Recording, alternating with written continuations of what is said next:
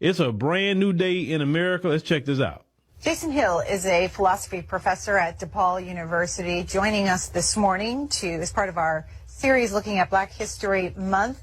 Professor Hill, you wrote a book, What Do White Americans Owe Black People? How did you answer that question? My argument is that reparations, by and large, have already been made to Black Americans through the 1964 Civil Rights Act and through affirmative action programs, through cultural reparations, I argue, have been made through Black Studies programs, and basically, you know, the 1972 Employment Act, and that a free society can really go no further in making restitution to a group of people who might have been suffering from the residual effects of slavery.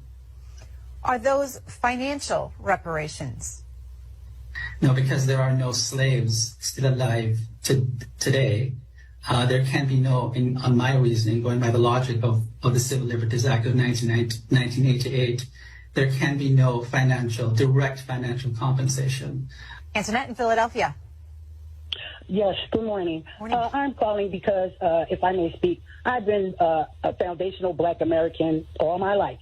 Reparations is the law. Now, sir, for you to try to speak for me, and you're not even from this country, you're not even a part of the cause and effect of slavery. A lot of our problems stem from slavery. We've never had an opportunity equally. We've never had a chance to.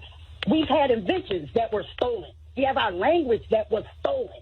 Everything was stolen from us, and now what we are doing is demanding what is owed to us. Okay, we'll get a response. Caller. Professor Hill. First of all, I'm not speaking on behalf of you. Second of all, you have no business telling me what I have not or have not experienced in this country. I came to America when I was 20 years old. I lived in the Deep South, and I've lived here for 38 years, and I've experienced myself as a Black man living in America. My name is Jason Hill, and I came to this country as an immigrant with $120 in my pocket and went on to become a college professor and the author of many. Well, first and foremost, let me go ahead on and give a big hand clap to that sister right there for checking Jason Hill. See, gone are the days that we're going to allow people to come in to America and start speaking on our behalf on platforms and saying they act like they're our representative. Now, did you hear this crazy fool? This man here said that our reparations was the Civil Rights Act, I guess the Voting Rights Act, affirmative action, and anything else that came out of the 1960s, right? That was our reparations. But yet when people like him come over here, they don't come over here just want to benefit off of the Civil Rights Act. They want money. And there are so many immigrant set-asides in this country, like immigrant grants, immigrant loans, immigrant home loans, all kind of monies that could be given to immigrants, but Black Americans cannot get this whatsoever. This man is so disrespectful, and he sounds no different than any other white racist that take an issue with reparations. We at a point that if a Black immigrant is on code with us, well, what they need to do is just be supportive, and we got to be at the forefront. Bottom line. Because when we fight and get what we want, trust me, it's going to benefit Black immigrants. It really is. So it's better for us to fight and get what we need. Now, reparations, in the way it's supposed to go down, no, it would not benefit them.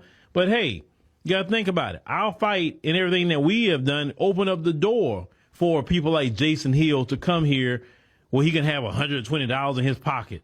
Dude, you're a liar. Because when you may have $120 in your pocket, but you didn't keep that $120.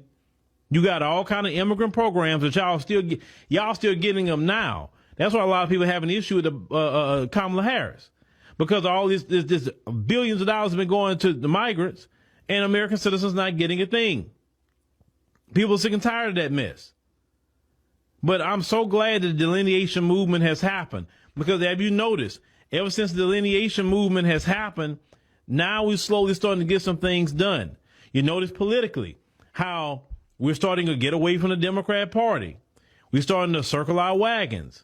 We're going to the political middle.